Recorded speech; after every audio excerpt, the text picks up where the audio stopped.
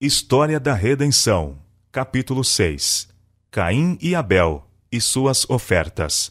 Caim e Abel, filhos de Adão, diferiam grandemente em caráter.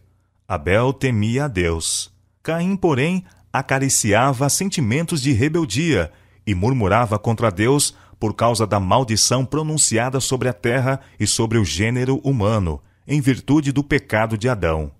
Esses irmãos tinham sido instruídos com respeito à provisão feita para a salvação da raça humana. Deles era requerido que praticassem um sistema de humilde obediência, mostrando sua reverência a Deus e fé no Redentor prometido. Mediante o sacrifício dos primogênitos do rebanho e sua solene apresentação com sangue como oferta queimada a Deus, mostrariam sua dependência dele. Este sacrifício devia levá-los a ter sempre em mente o seu pecado e o Redentor por vir, o qual devia ser o grande sacrifício pelo homem. Caim trouxe suas ofertas perante o Senhor com murmuração e infidelidade no coração em reverência ao sacrifício prometido. Ele não estava disposto a seguir estritamente o plano de obediência, procurar um cordeiro e oferecê-lo com os frutos da terra. Meramente tomou dos frutos da terra e desrespeitou as exigências de Deus. Deus tinha feito saber a Adão que, sem o derramamento de sangue, não podia haver remissão de pecados. Caim não estava preocupado em trazer nem mesmo o melhor dos frutos. Abel aconselhou a seu irmão que não viesse diante do Senhor sem o sangue do sacrifício. Caim, sendo o primogênito, não quis ouvir seu irmão. Desprezou seu conselho e, com dúvida e murmuração com respeito à necessidade das ofertas cerimoniais, apresentou uma oferta de frutos. Mas Deus não aceitou. Abel trouxe dos primogênitos de seu rebanho e da gordura, como Deus tinha ordenado, e cheio de fé no Messias por vir e com humilde reverência, apresentou a sua oferta. Deus aceitou a sua oferta. Uma luz brilhou do céu e consumiu a oferta de Abel. Caim não viu manifestação de que a sua era aceita. Irou-se com o Senhor e com seu irmão. Deus condescendeu em mandar um anjo para conversar com ele.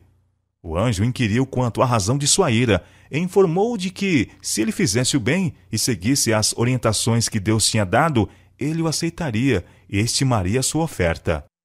Mas, se não se submetesse humildemente aos planos de Deus, crendo e obedecendo, ele não podia aceitar sua oferta.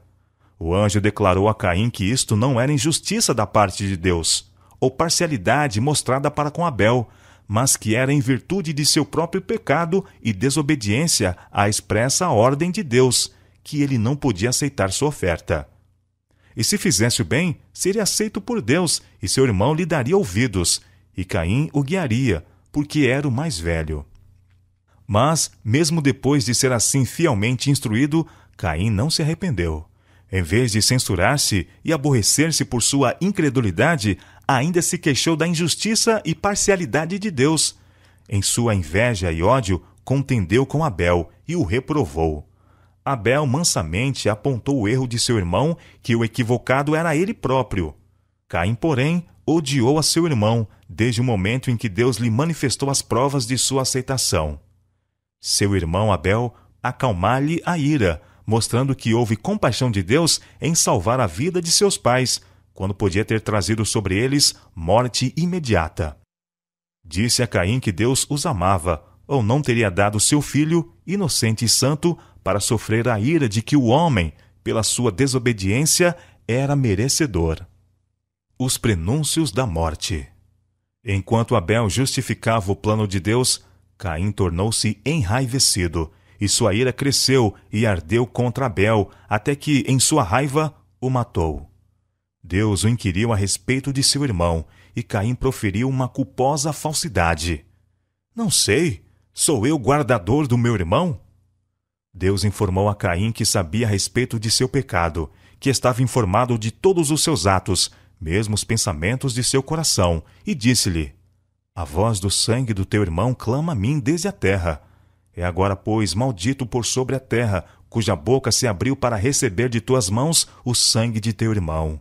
Quando lavrares o solo, não te dará ele a sua força. Serás fugitivo e errante pela terra.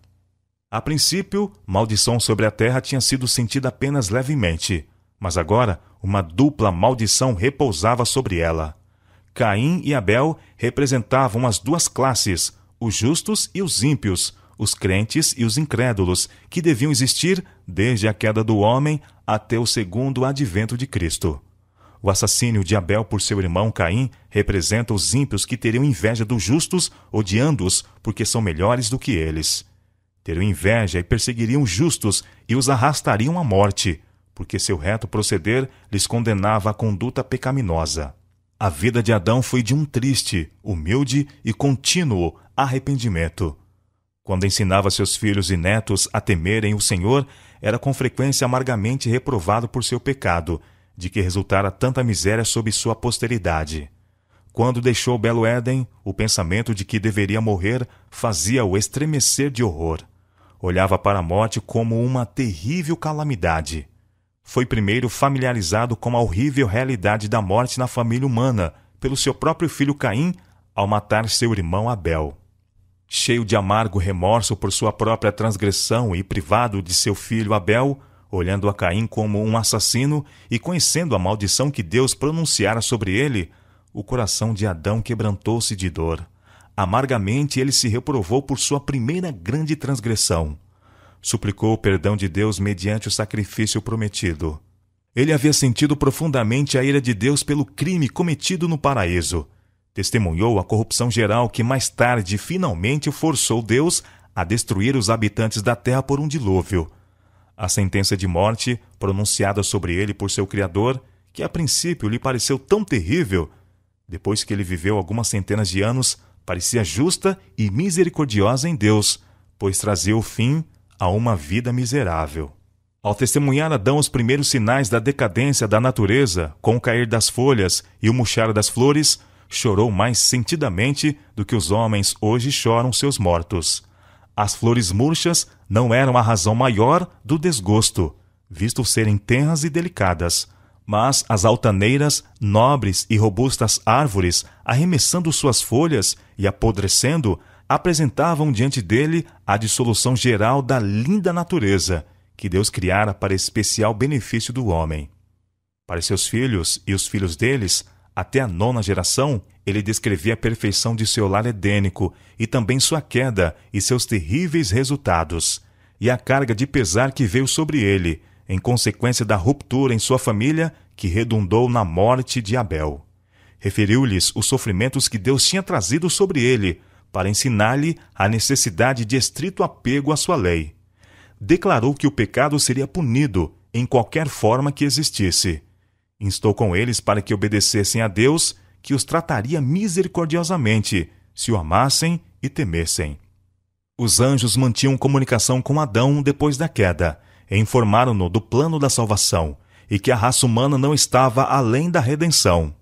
Apesar da terrível separação que tivera lugar entre Deus e o homem, uma providência tinha sido tomada mediante o oferecimento de seu amado Filho, pela qual o homem podia ser salvo.